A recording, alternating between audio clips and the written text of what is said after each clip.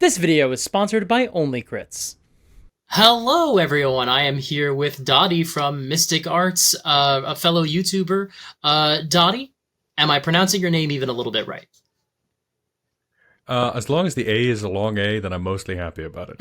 My name is Dadi. Dadi. Okay. Was that any better? I have learned in recent years that I always thought I had a good ear for accents. Nah, I have a terrible ear for accents. So please correct me. Feel free. I no longer have any pride about I got it.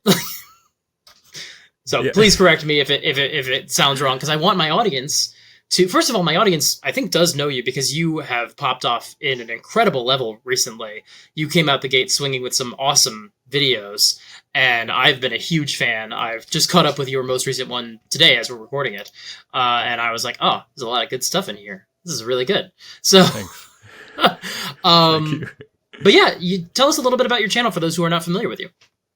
I do DM advice for folks who are either new or have been playing a while, and I try and sort of phrase it as being it's the jump from novice to adept most of the time. So you know kind of how D&D works and are familiar with the structure of play, but you're looking to level up your game. So I'm trying. The reason I call it Mystic Arts, or we call it Mystic Arts, is because I want to strip away the perceived sort of intense secrets of dungeon mastering and instead just lay bare all the concepts and how they work and why they work. So that tends to be how we do it. It's mostly just me sort of talking at a camera. Not a bad format. I'm certainly a fan of it myself. And yeah. You have also have a lot of advice on the West Marches style. Yep. I ran, I think about 80 sessions, or I was in a game of West Marches that lasted about 80 sessions. I did not run all of them. I played a bunch, and it was about 50 players at its peak. Never all at the same time. People would come in, they'd try a few sessions, and then they'd bounce off it. But there was a consistent group of about 15 to 20 people that would regularly show up. And it was deadly, so I was giddy watching Brennan asking for death saves until morale improved. Just at any given opportunity, he's like, "Oh, I make a death save." Yeah, so that's we were inviting you here to talk about Campaign 4 of Critical Role, because they've acknowledged in their cooldown episode this is not strictly West Marches style, where West March. I mean, it depends on your definition, right? It's not an open table format, and I don't know if that's what you were playing at, which it seems like it more open was. Invite, yeah. Yeah, whereas we literally tell people just if somebody wants to try and bring them to the table, and we'll see. Right, and that is I think the way old school games were played for the longest time, until I think the game became more narrative focused with modules like Ravenloft and Dragonlance, where we suddenly started getting much more interested in telling one character's story or 5 character stories over the course of a campaign rather than just who's going to be going into this dungeon, which is a whole other conversation I'm sure we could get into another day. But then there's also the sort of West Marches style as modeled by Ben Robbins, which is where we draw the name from, where he was much more like, okay, you all tell me when you want to go on an adventure and where you want to go, and we'll put it on the schedule, and then I'll design it for you, which doesn't quite seem like what Brennan is doing either. He's acknowledged it's not exactly West Marches, but it's probably a closer fit than the open table, which this is definitely not. Yeah. And it's a fine enough sort of reference point to talk about when he's pitching the game to people, is to say, like, this may not be exactly that, but this is sort of that West Marches style, or like it's uncle. It's the difference of like roguelite and roguelite, or that sort of. At a certain point, as long as you're in the right ballpark, people have the information they need. Yeah, exactly. And you and I have, when we were discussing this format, have kind of referred to it a little bit as like the MCU format, where it's like, okay, everyone off to their little corners, have your side adventures. We will probably converge, and then maybe we'll get some new pairings in the sequels, where now it's going to be, Thor and Thor and Hulk, and Black Widow and Captain America, and we'll get these sort of people moving in and out of each other's groups. But right now we know there are 3 tables that they're going to have, which is the soldiers, the seekers, and the schemers, each focusing on a different play style. And Brennan went to the players, which the reason they're doing this is because they're all very busy people, and it's going to be very difficult for them to carve out the time to continue to play 4 hours a week, 5 hours a week for I was 3 years. So I didn't watch much of campaign 3, and I was blown away. And we were talking about this at our table because suddenly all of us are watching Critical Role. And this happened the last time they launched campaign 2. A similar thing happened where suddenly everyone was watching in my D&D group, and we were talking about this at our table, and we were blown away by coming back and seeing how much other stuff there was. There's the opening ad bit with Sam, and he's promoting the Smiley Day book. And I was telling him I went to a bookstore in Edinburgh. I was on holiday with AB, my girlfriend, and they had a whole bookshelf. They 3 bookshelves for RPGs, and one of them was Critical Role, with Tusk Love and the comics and the novel. They have novels one for each campaign, which is Kith and Kin. They have a Mollymock book, or the Nine Eyes Evolution, and What About Laudna, which I can't remember the name of right now. I'll put it on screen. And presumably novels will be told about these characters and their backstories and such. The Mighty Nine series just dropped a trailer for that animated show, and we're all excited about that because we loved Campaign 2 our table. We really loved it. It is clear that they're a lot busier than they used to be, so this makes a lot of sense for them as a group. And I think it's gonna be tough as a fan if you have a favorite character and you're watching the other tables for like a long period of time, and then suddenly you come back in, and I don't know, you might not have seen Matt Mercer's character or whatever for a long time, and because they'll be busy, they'll be doing stuff. Yeah, and we'll find out how they're going to format these. Is it going to be like an hour with each group, which is kind of what we're getting in the overture, where right now they're formatting it. They'll be editing it. Obviously, it won't be like all right, come for an hour and then leave. Like, it would be theoretically they record for 3 hours. Do they then air that as a 3-hour episode, or give us 1 hour of each group and people will just jump around in time? I don't know the answer, and it'll depend on them. But what we're going to find out today, because you and I are definitively going to decide this. No, I'm kidding.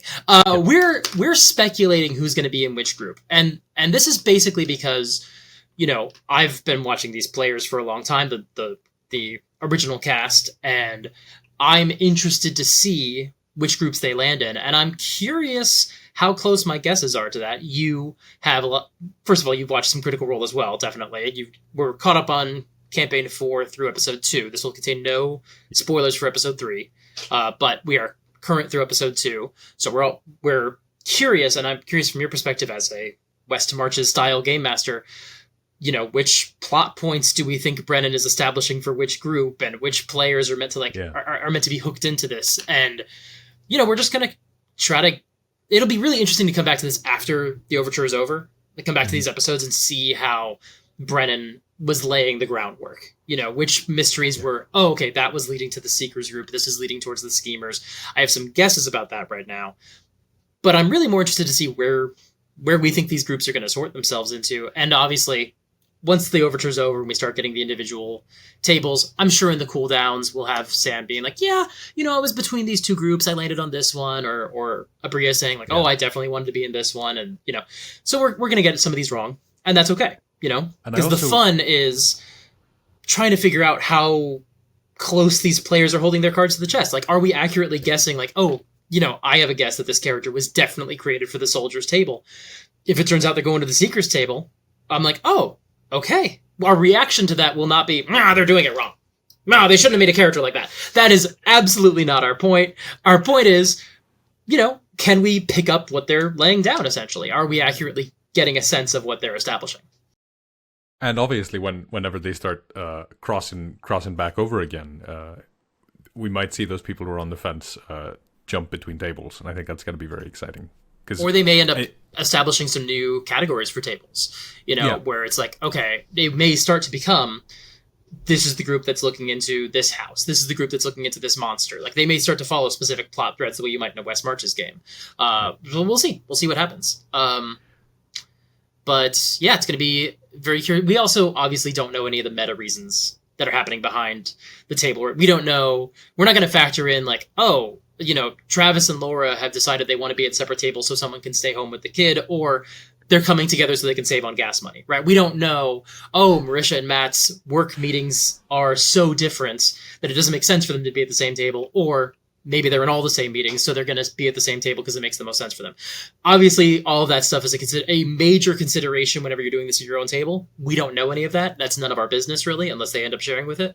Because I could find reasonable explanations for any of them, right? Sam and Travis both working on the animated shows. Do they go at the same table because that's more convenient for them because they're all in all the same meetings on the animated shows? Or do they divide up the work on the shows a little bit so they can be at separate tables? Like, we don't know. And ultimately, any of those could make sense. We are just going to trust that they're handling those logistics, and this is just more for fun. You know, what if none of that was really a consideration? And the last caveat I want to offer is we are not going to be factoring in shipping. And I know some people are going to have a hard time with that because there are some pairings that I'm seeing as potential, or others where it's like, oh, there's definitely a history between Hal and Taisha, for example. I don't know if that means they're going to be shipping together or anything like that. There's other characters that I've seen people start to ship already, and I'm like, oh, okay, I don't see it, but I'm happy for you. I don't really ship until I start seeing it, right? I'm starting to be like, oh, I like that couple together, instead of being like, these two should kiss because they have this in common. Like, I generally am not with anything, not just Critical Role, but especially Critical Role because it's so improvised. But even when I'm watching a show that wants you to care about the romance, I don't really care until people actually start acting on their feelings. I'm generally not like with like the exception of Jim and Pam, I'm really not they got to get together kind of guy in general. I'm so with you. I need to say me and AB, one of our first sort of regular dates before we started dating was we would watch The West Wing together, and I had seen the show a couple of times. It's one of my favorite sort of comfort TV things. And in the first episode, she asked me like, "Oh, when are Joss and Donna gonna get together?" Mm-hmm. And I literally went, "What? What do you mean? How do you know that?" Because I watched the whole show, and when it finally happens in the show, I was like, "Oh." Had not occurred to me. There are times when a show will give characters obvious chemistry, or even sometimes accidental chemistry. I think Smallville was the perfect example of when they were like, uh-oh, Clark and Chloe have way too much chemistry, and they're not supposed to be together. What do we do? But generally, that's not something I typically care about. But also, if it's really important to you that characters be shipped, you know, absence makes the heart grow fonder. Just because they're not at the same table doesn't mean that something can't happen between them. Even in Campaign 3, literally 2 characters were not at the table together for a good chunk of that campaign, and when they came back together, something was renewed because they'd kind of been in contact together for a while. So, like, I don't think just because you are shipping a group, they have to be at the same table. But obviously, people can let us know in the comments if they think we're particularly off the mark with any of these specific placements. But yeah, let's quickly talk about the groups themselves, the categories that Brennan has described. Make sure we're on the same page about them. And then we're going to go down the list of characters and see who we think is going to be in what group. They got one for each pillar of play. They got combat, exploration, and social encounters, right? That's, yep. Soldiers, basically. Soldiers, seekers, schemers. Yeah, I got the DM's best tool piece of paper right here. Yeah, the soldiers, and I know a lot of people have been going like, oh, all these people who fought in the war and like are currently members of the military or whatever are going to be in the soldiers group. We don't necessarily know that that's going to be the case. And I have one in particular where I'm like, I don't think he is, but I could be wrong.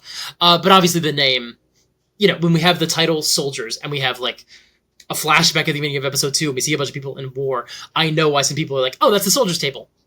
Maybe. Certainly they were all soldiers, or they were all rebel fighters. But specifically it means, in Brennan's words, traditionally charged conflict and combat-driven story mode, where non-violent answers are few and far between. So this is much more, I don't want to say beer and pretzels, because I think this is still going to be pretty high lethality, but it is definitely going to be it's going to be the more Dragon Slayers, basically, is how I think of it. Then we have the Seekers, which, as you said, is more the exploration. In Brennan's words, they tie directly into lore, cosmology, magic, big questions around problems facing this universe that are in the weave of the dance between divinity and arcane magic, and demons and fairies and dragons, and these big questions. In a lot of ways, the Seeker table is very classical fantasy, and I think by that he sort of means things like Lord of the Rings or Dragonlance is probably a good example as well, even though those are dragon-slaying adventures, but still. And then finally, as you said, the role-play group is the schemers. They're set in intrigue, espionage, skullduggery, and relationships with each other, and NPCs and institutions, and the machinations of power. Now, these adventures look like a cloak and dagger. There are enemies right here in your hometown, and they're moving against you as we speak. Now, obviously, when we say this is the role-play category, it's Critical Role. They're all going to be role-play. That's the whole thing with the group. But in terms of these social dynamics, and the sort of Game of Thrones-esque category. And I think we're starting to see that a little bit with some of these characters because we have these factions. Yeah. And I think some of these are could go to any number of these, and we're just going to have to plant our flag and pick one rather than sort of speculating, maybe. What, it's 13 players? How many? 13 players, so 4 or 5 per group. Yeah. Well, one group will probably be 5, would be my guess. Yeah. So what I keep coming back to is you might be thinking, and this character might fit here, or this character might fit there. Mm-hmm. But there are also ways to think about it in terms of what do these players want, and right. Whether or not they're keyed into it. So as soon as Travis walks on, I'm I feel like he's one of the soldiers. Whether I agree. Unrelated to the fact that he's in the Ravening War, just the way Travis likes to play, the way he describes his character, I'm 100%, right? Travis is a button pusher. Travis can be the sort of leader of the group, but even as Ford in Campaign 2, where I do think he kind of was the group leader and sort of for a while, was definitely the put upon dad. He also gets moments where he gets frustrated, as we saw with the ship theft. Yeah. Where eventually he was just I don't want to have to make any choices for a while. I think putting Teor in soldiers makes sense. I will say they've given us a runway to put him in the schemers table through his connection to the Halivor house. Yeah. But I'm still leaning towards putting Teor. I think Teor very comfortably can go into the soldiers table. Because also, they split up the group a little bit in the second episode, and yes. I ran my own sort of overture for the current game I'm running, but it was in different tables and over many weeks, mm-hmm. Something like 40 sessions. If I take a player 1-on-1 or 1-on-2 or whatever. You mean you didn't have all your players just waiting on the sideline for 2 hours because they weren't being paid to be there at your table? No. In fact, I had to tell my roommate and my girlfriend AP, both of them live here. I'm if you go into the living room when the game's going on, you have to put on a headset. You're not allowed to hear what's going on. Oh. Not when you were watching reverse. Critical Role, but when you were specifically running the game and for solo characters. Got it. But what I did a lot there is I knew I'd be grouping them up into 3 groups as they arrived at the table. So, because it was such a long overture, in the middle of it, I had a different group up that was a cross spectrum from the other 3 groups. So that people would they'd meet from other groups and then leave them and then go join the final group they joined before the whole group teamed up. So they all had a chance to interact before they were put into their final some of them pairings. had never met, but most of them had sort of so there was a web of these things. So so the fact that Teor has a Halivor connection, that's just an excuse for them to get back together, I would think, later. Because I have to go talk to my connection. That's why this adventure isn't permanent. It's not a campaign. We're going on an adventure, and then we're going to group up later. Yeah, I mean, I think I think they've given him the window to wind up at the schemers table. I don't personally expect that from Travis, even though I think it would be interesting. But even if you look at his character in Calamity, was still very much a man of action and less the schemer that we saw with the other characters even in that campaign. 100%. Now, talking about Sam, Wicander, I do think he's going to be at the schemers table. 100%. Now, I again, don't see any I think it would be so fun to have him be the fish out of water out in the wilderness fighting demons or whatever. But I was thinking about this morning. Sam, going back to, again, in Calamity, when he his best moment in Calamity was him basically using subterfuge to screw over the elites of the city. If we look at, and then specifically as I'm doing a watch through, for those who don't know my channel, hello, I do videos about Critical Role. I'm focusing mostly on Campaign 1 because I can kind of go back and look at them with the benefit of hindsight and see where things went and what Matt was planning behind the scenes. And there were multiple moments during Campaign 1 where Sam wants to try to deliver misinformation to the villains, or pit the dragons against each other, or have some sort of play acting speech that Ripley can overhear to kind of lead her off the scent. And it just never worked circumstantially. But I think there's always been that aspect of him that wanted to sort of toy with the NPCs in some sort of way that he never got a chance to do. Yeah, he also gets really like, as a player, he's mostly satisfied when he gets to sort of trick the encounter, which is something that's a lot more fun to do when you're playing the schemer kind of lore and intrigue and skullduggery.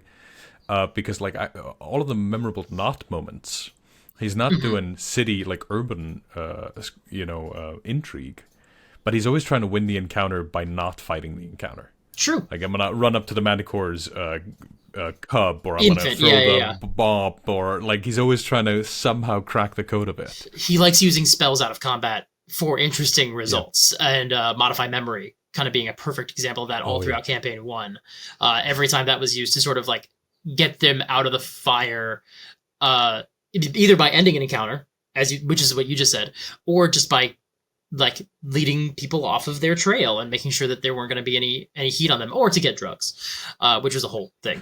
So yeah, I think Wicander very clearly going to be in the schemers, and let's put some obvious ones in the seeker. I think we have 2 very clear seekers, Bolaire and Murray.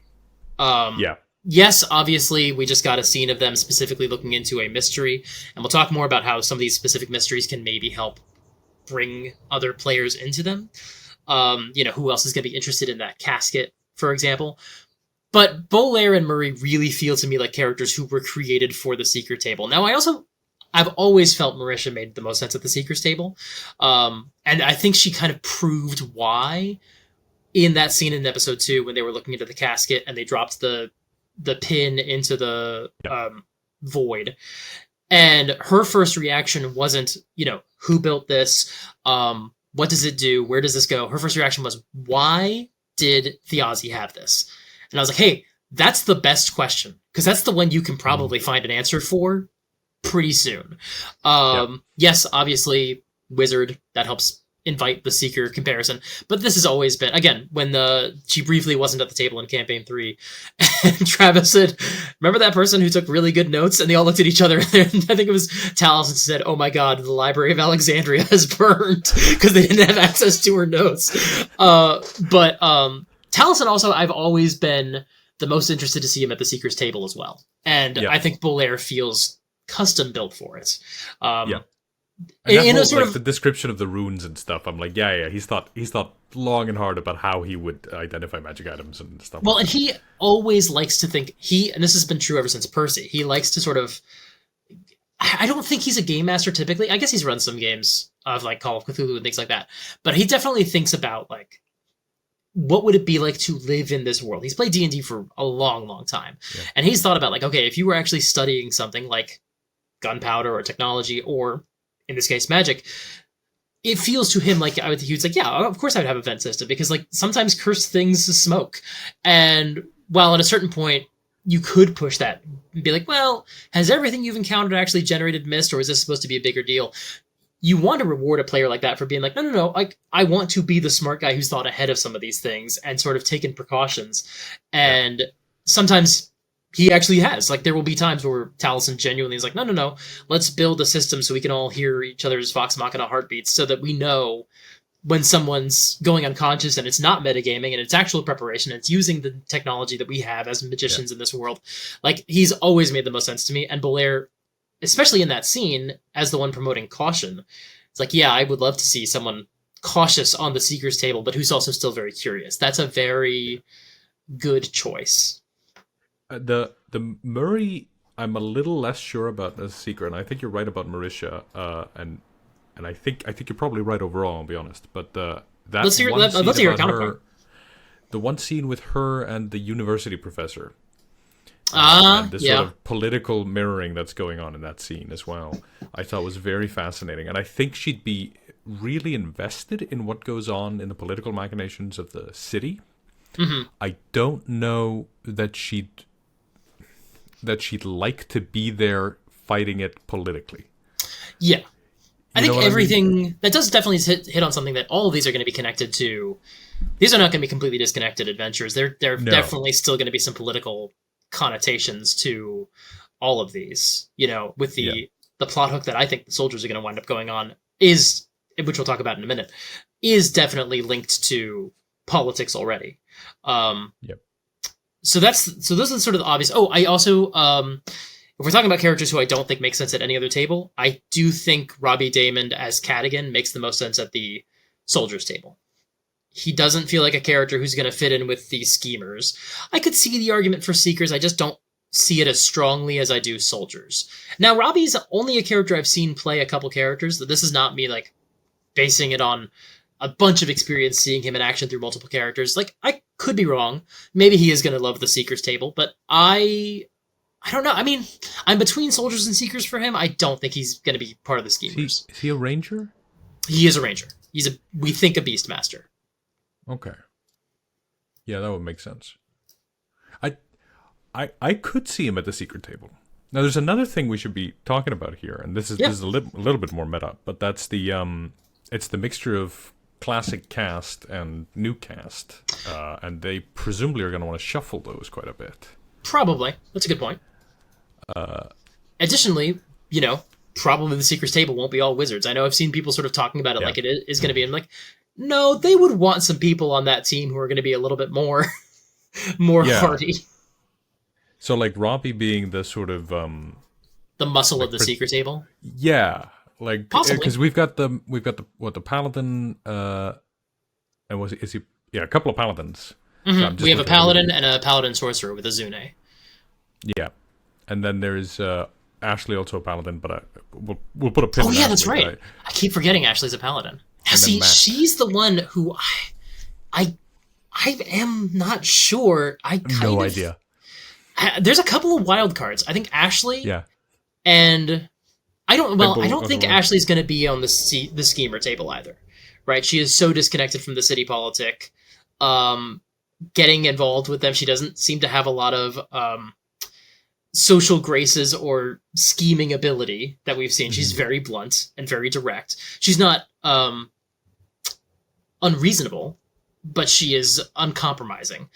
Mm-hmm. And while it would be fascinating to see someone like that in the political setting, I don't think that's where Ashley would have placed herself. No. I do lean towards her being more on the soldiers table, personally, than the Seekers, which kind of ties into the fact that I think the soldiers table might be looking for that orb, because I think the Seekers are going to be looking into this casket. The stone, yeah. Yeah, sorry. In my head, I picture it as like an orb. I don't know if they've necessarily specifically said that, but yes, it is a stone. Because we got that. So there's 3 paladins. I don't know. Like, you thinking they may split up? Yeah, I'm more in the camp of if I had either if I were a DM and there was a bunch of people who were like we all fought in the war together. Mm-hmm. I'd be happiest if they were all on different tables and then they want to meet up. You know what I mean? Well, that's why I think Azune is going to be a schemer.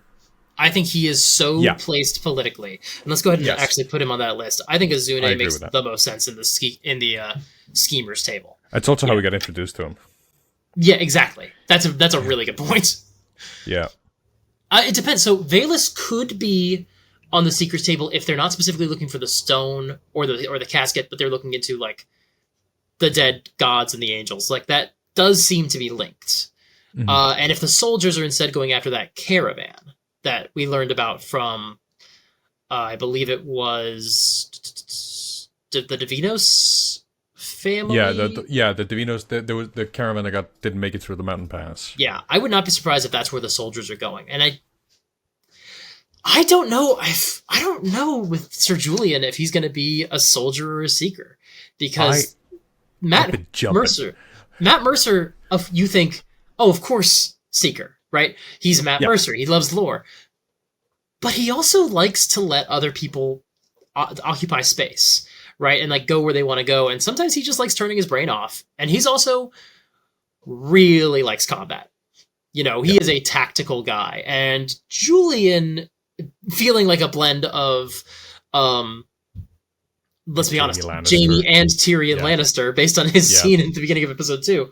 Like, but also, like, he could wind up on the schemers table, but he seems so disinterested in that. Now, that would be interesting, obviously. He and Abria are, to me, the most wild card.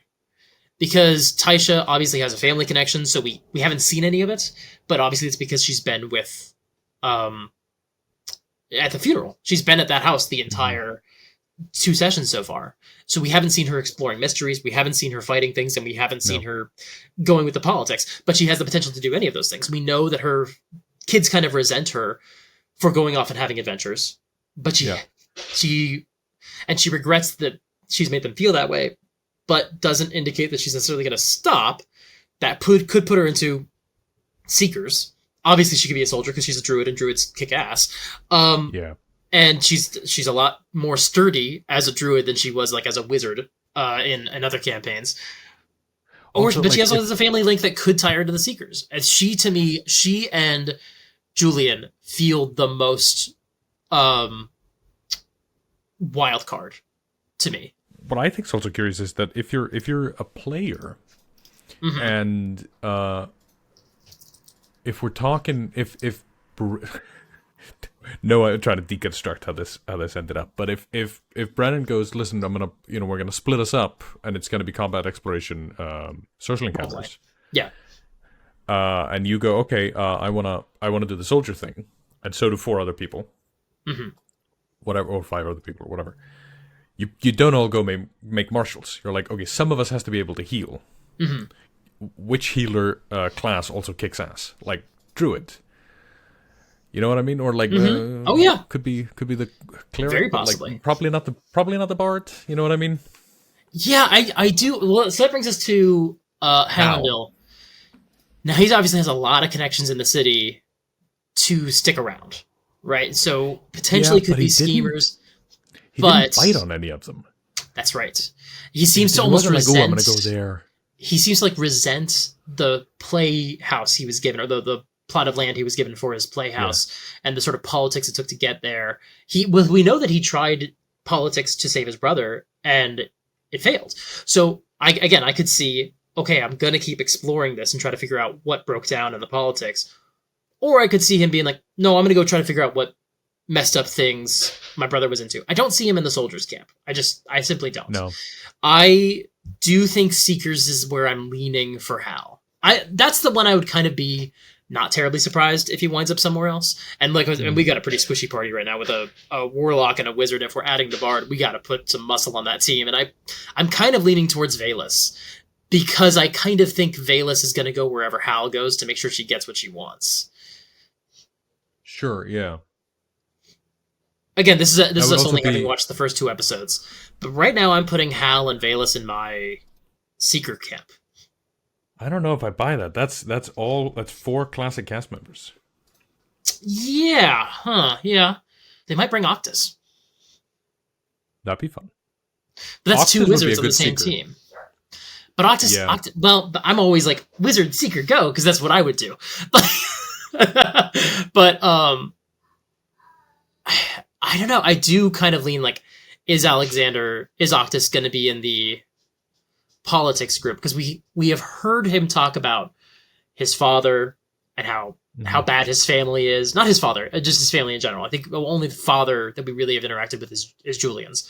And it's but House Occtis is Taconis as well. It's one of the centered houses. Yeah, wasn't it his father? I think it was his father that showed up at the magic school.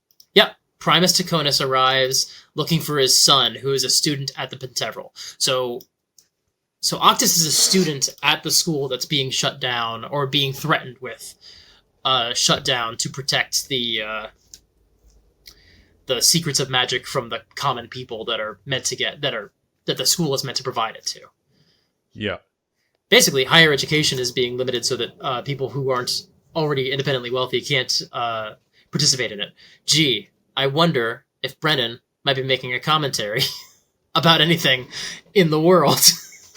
Doubt it. Who's to say? He's never made a political statement in his life. Yeah. So I could see Occtis going into the Seekers to deal with that. because we kind of have been teased that he's got more social interactions that just haven't had a chance to come up yet. We got a lot of names here for the possible seekers. So I think if we take a look at the other sides, what are some obvious schemers? Because we got the houses in here. We got Sabinos and Taconis and Halavar and Loy and Loy. That's 4 house names right there. That's curious. Yeah, that could be. And then I think we think Azun is going to be in there. Yeah. 5 schemers? That seems like a lot. If you wanted a 5-person party, wouldn't it be one of the others? I don't know. Well, but I truly don't. Because then the other question is Tyranny going to be at the same table as Wicander? They've really never been apart through this campaign so far, with the exception of when, Sam went upstairs to talk to Hal. But that was it. But I don't know. Tyranny certainly doesn't... certainly she has a lot of social connection going on right now. Mm-hmm. That's the thing, is we have so much social stuff. I kind of feel like we're going to bump Taisha to the Seekers. Because I think that makes the most sense. It gets us a party of 5, which, we'll see if that ends up being the party of 5. But it's Bolaire, Murray, Hal, Valus, and Taisha. That's 2 big hitters, the Paladin and the Druid, out there in the wilderness. Uh-huh. Helping take care of your squishy people, which we know Taisha wants to do. She sort of described her character as like the den mother. So I could easily see her going out there and sort of keeping an eye on them. Difficult to believe the kids again. That's a good scene.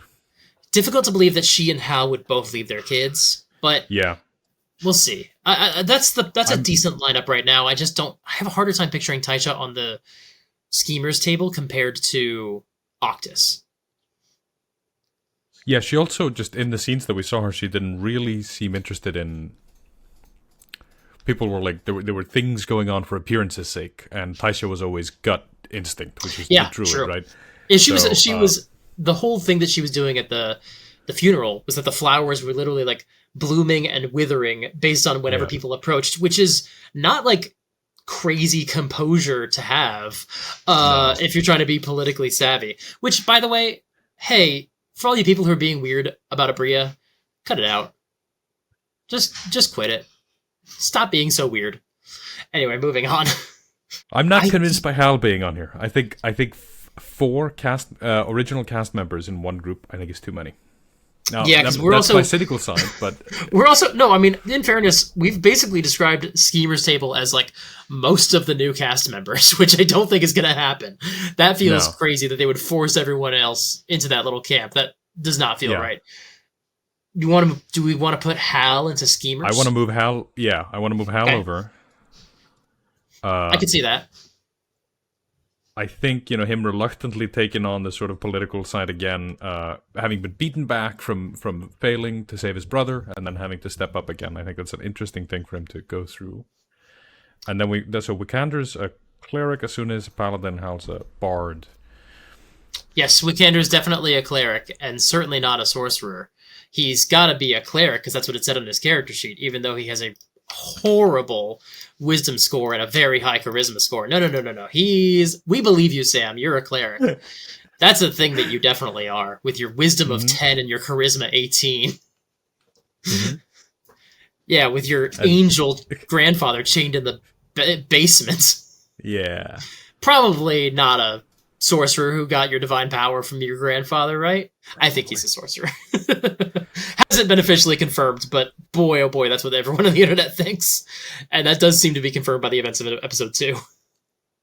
So we've got, hang on, so that means Teor, Thimble, who else was in the flashback? Teor, Thimble, Louis, Azune, and Cadigan. Cadigan, those were the soldiers. Yeah. I'm still interested in seeing Cadigan at the Seekers table personally. But at the Seekers table, if we go because he's the ranger, so he'd be a good backup for them. He's not one of the original cast members. I think he's going to be. I still really maintain that he's going to be at the soldiers table with Teor. Because then that also if gets I'm, us some new blood into that group. Because we think, obviously we don't know for sure, Abria on the Seekers table. We might have someone else there too. I mean, I wouldn't be surprised if like Tyranny wound up in one of these other groups, and we don't know for sure. But in the Soldiers table, I mean, right now all we have written down is Teor, which is not right. Yeah. I think Thimble makes the most sense in the Soldiers group. I don't think she's going to be involved in the politics. I think you're probably right. I kind of want to round out that group with Cadigan and Julian, Sir Julian Divinos. Because Julian definitely can be involved in the politics, and I think down the road he definitely will be. But I don't know if I see it yet for him where he is right now. Because what does he want right now? God, I don't... Yeah, Cadigan would bring new blood into that table. Mm-hmm. So who are we missing? Occtis and Tyranny. Yep, that makes sense. Occtis, we haven't talked about much except the thing with the school, and Tyranny, I have no idea. I do not know. I would not be surprised if she sticks around in Schemers and that's the party of 5. Because I think Schemers and Occtis join Schemers? Yeah. I think so. That's... Yeah, and then Asuna would be the front line in that party. Yes, if they were getting into a combat altogether. Now, Soldiers doesn't have a heal. That's 3 new characters in one group. I'm so cynical about this. I'm like, if you're making a show like this, I know it's just they try and keep it as they're playing game as they can. But if I had new players at my table, and I was doing something like this, I would try and shuffle them in. Yeah, and make sure that they're not all in one place, and then everybody can sort of align their player chakras. No, I mean that's a good point. Like right now, we've got 1 new player on Soldiers, 1 new player on Seekers, and we're predicting 3 in Schemers. Which I think you're right. I think the balance is wrong. Yeah. But I'm wondering who we move. I mean, it might just be that Tyranny is such a wild card we don't know where she's going to land. If we have Taisha on Seekers, we know that she and Taisha had an interesting, very friendly camaraderie at the funeral, but that wasn't really clear until episode 1 actually was underway. Yeah. I don't think that was something that they planned out, which is the interesting thing about, how are they going to feel now they're actually in these groups for real? We don't know how they're going to ultimately land on these things, but yeah, we haven't seen much from Tyranny. We know Tyranny knew about what Wicander just learned at the end of episode 2. Yeah, so she already excellent.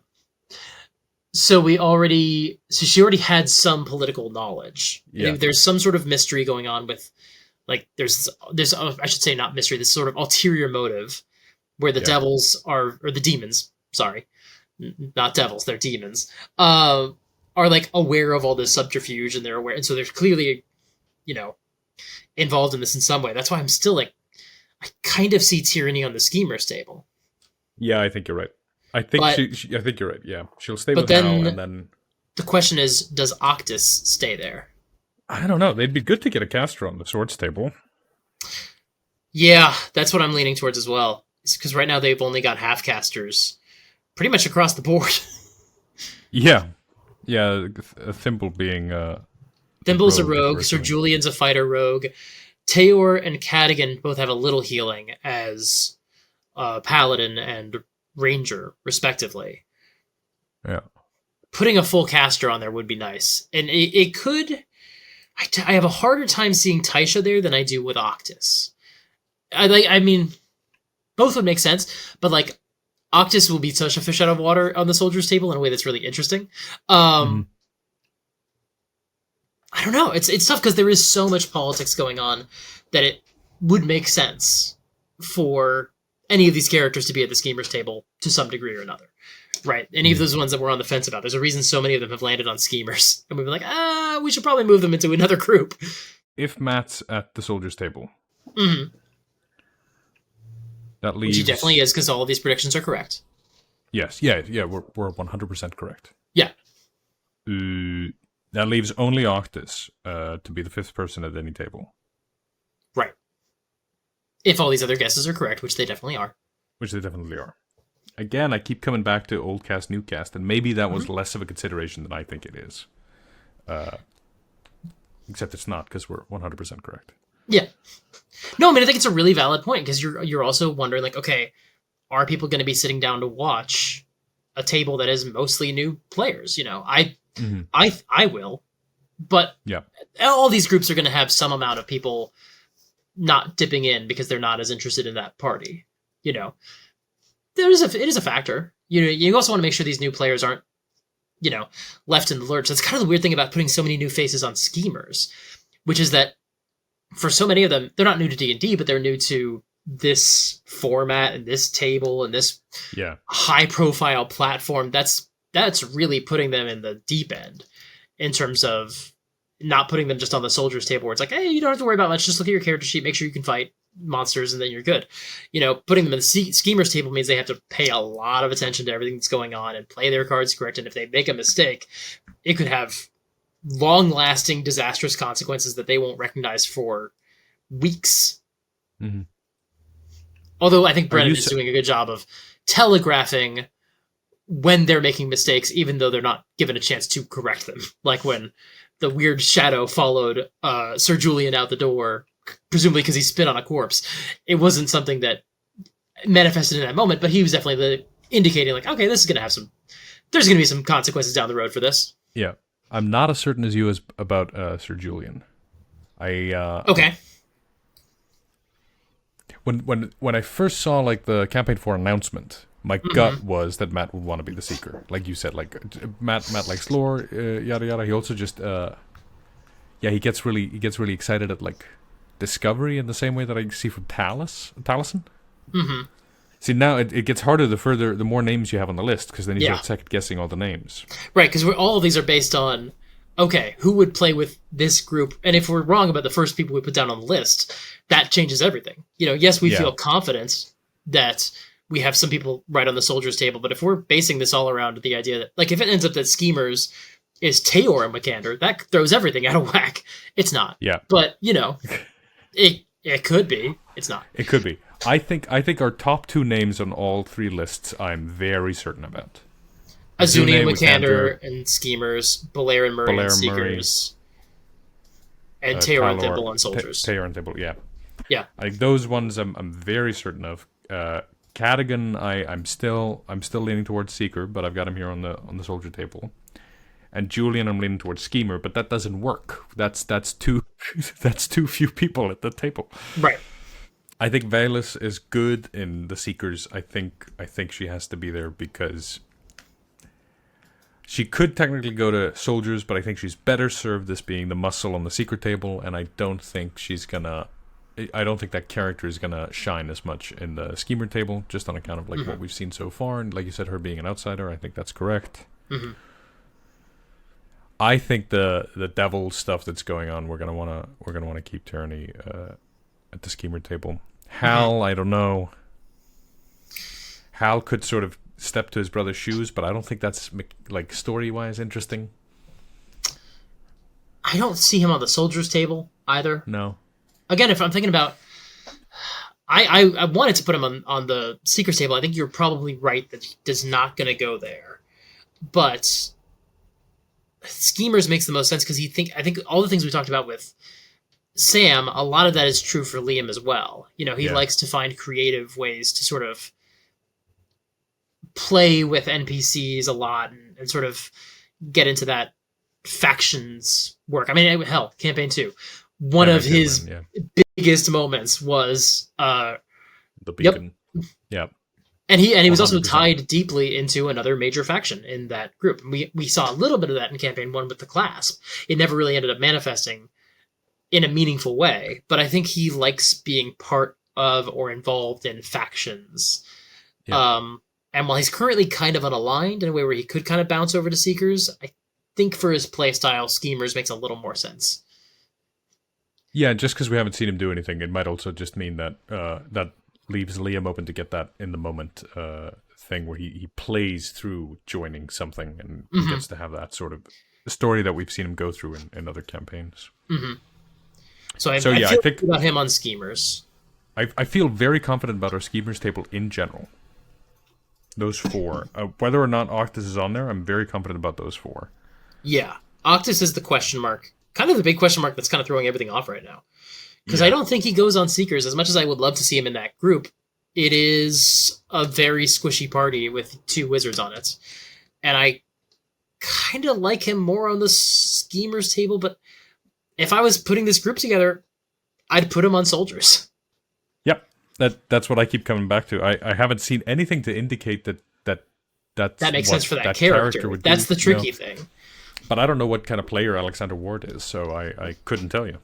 Yeah, I don't either, because I've only seen him in the Elden Ring one shot, which was ages ago. Right. So I really don't, I don't know what Occtis's deal is going to be. Occtis is a necromancer. Putting him on a soldier's table would be kind of interesting. Yep. Actually, that's a good point. He'd be most likely to get to utilize his class abilities in a scenario where they're making corpses. Also, Occtis does feel the most like he was created to be uncomfortable. Right? Like, he was created to be in a situation that doesn't make sense for him. And I think it makes sense for him to be on the Schemers table, and it makes sense for him to be on the Seekers table. But this is the one that I think is the most prone to being wrong. This is the one where if he's not on the Soldiers table, I would be not at all surprised. Yeah. And we are thinking about factors like balance and like party balance, which I don't really know how much Brennan cares about, or the rest of the cast cares about, or Alexander cares about. And we're talking about the balance of who wants to be on which table, and maybe, they are okay with the fact that there's going to be 3 new people on Schemers because they're trusting that by that point you'll be invested in these characters, and they're not worried about it. And let's be fair, you are still watching for Sam and Liam, who we always know have a good dynamic if they're both on the Seekers table or the Schemers table together, which they are, because these are all 100% correct point. Guesses. If you're gonna get 3 newbies on a table, it better be the one with Sam and Liam on it. Yeah. Oh God, I don't know. I cannot. So you know what we have to do? Roll a die. Yeah, it's D&D. You gotta roll a die. We don't know, and this is how they decided. At the table for sure. Yeah. I don't think I'm going to put him on Seekers. I think the real question is Soldiers or Schemers. Watch him wind up being on Seekers, and it'll. No, you know what? He could be on any of these tables. Let's give it a 1 in 3 roll. Chance in any of these. So yeah, 1 is Soldiers, 2 is Seekers, 3 is Schemers. Click 1. Soldiers. I like that. I like it. I have no idea if it's right, but I like it. Flip a coin when it's in the air. You know what you want. You do, I'm rolling the die. I'm like, let's hope it rolls on Soldiers. Did somebody mention dice? Hello there, it's me, Winnie the Pooh. And if we're rolling dice, then I'd love to tell you about today's sponsor, Only Crits. Only Crits is a fantastic dice company that makes incredible sets of dice of all different types. In fact, they've got the perfect dice sets for every character in this campaign. For example, the perfect dice set for Teor would be the Lavender Blade Metal Dice Set. Purple and white match his own color scheme, and the heavy thunk of metal dice would help capture the intimidating presence he brings to the table. Tyranny would love the Cotton Candy Dream Dice Set. They're pink and bright like her, but they're also from the Sharp Edge Dice Collection, representing some of Tyranny's edge, and they have runic symbols on them which could serve as an illustration of either her own magical powers, or the holy text that she has to study as a member of the Candescent Creed. And Murray Magnuson would be perfectly represented by the Starlight Nebula dice. They dazzle with greens and purples, just like her, they sparkle with the mysteries of the universe, which no wizard can resist, and they come with a bonus D20 that says, fuck you on the 20, and fuck me on the 1. And let's be honest, that's just big Murray energy right there. And what about the other characters? Well, you'll just have to watch future videos about Campaign 4 sponsored by Only Crits to see which dice I recommend for which character. But in the meantime, you can go to Only Crits and scroll through their collection of dice sets and figure out which dice you think would best match which character from Campaign 4 and let me know what you would pick in the comments. And while you're at it, you should pick up some dice for yourself. And if you visit onlycrits.com/supergeekmike and use the promo code supergeek at checkout, you'll save 12% off of your order. Plus, a share of the sales goes towards supporting Mike, which helps the channel. Once again, that's onlycrits.com/supergeekmike and use the promo code supergeek. Thank you so much to Only Crits for sponsoring this video. Cheerio! I like that table. That sounds exciting. Yeah, Teor, Thimble, Cadigan, Sir Julian, and Occtis. Because Occtis has met most of those characters. I mean, most of these characters have met, but like had some interesting scenes with Teor and with Cadigan because they were all together when they were investigating the stone. Oh, like, yeah. Occtis was in that group.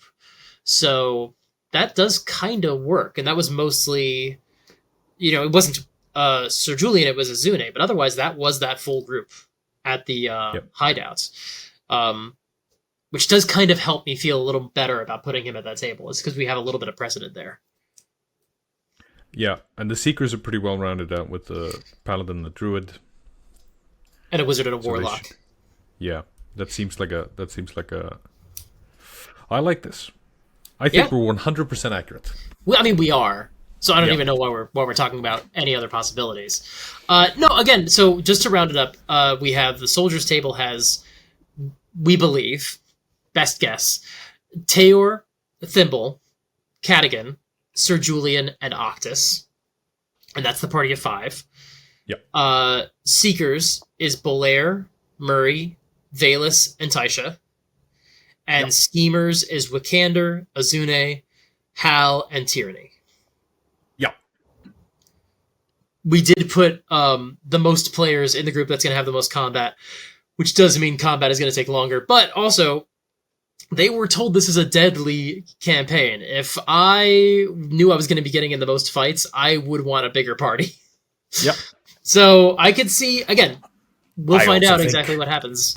I think you could just die in Brennan's game by touching the thing, I don't... I love that he was like, I'm setting a precedent. Don't touch things. Well, mission received. Yeah. And I'm going to be so curious to see what happens when this, overture is over and we see where everyone goes and we see how closely our logic lines up with anything that they said. When it's all was Alexander debating between these tables, or was he always like, no, I was always going to go to the schemers table, and there was no other question about it. How close or far off were we? We'll find out soon. Dadi, where can people find you on the internet? You can find me on Mystic Arts on YouTube and Mystic Arts on Patreon, where we do homebrew rules and all that kind of stuff. Perfect. Anything you want to tease about any upcoming videos or projects you've got coming on? Oh, yes.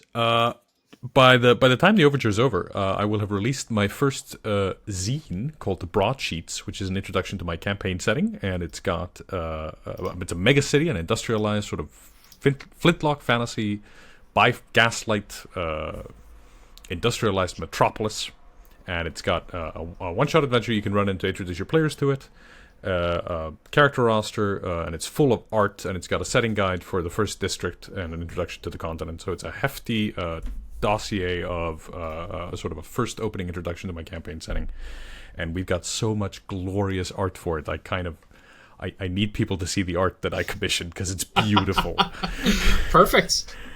Well, fantastic. You can find more of me here on this channel. I do videos about Campaign 1 of Critical Role, which is the Vox Machina campaign, going back and looking at the perspective of hindsight, which we don't have when we're talking about Campaign 4, which is why we're getting all of these wrong, and it turns out that Bolaire and Murray are in the Soldiers table, but whatever, we'll find out. But basically, if you want to hear me talk about the Vox Machina campaign, check out more videos on this same channel. I'm also doing some one-shots that were commissioned by patrons. People came to my Patreon and said, can you talk about the Marisha Honey heist? Can you talk about the D and Diesel, where they played with Vin Diesel? So all that stuff's kind of coming. Not all the one-shots, but I've got a bunch of those coming for the next couple of months. And maybe more stuff about Campaign 4 as we find more things to wildly speculate about. This is the second time I've done one of these with another YouTuber. It's a great opportunity to, A, collaborate with other YouTubers, something that I always want to do, and B, stay current on Critical Role, which I always want to do, and it is sometimes hard to, but this gives me a nice excuse to do it when I know I have to do it for work. Thanks you so much for watching, everyone out there, and until next time, play fair, and keep studying the mystic arts, yeah, and have fun.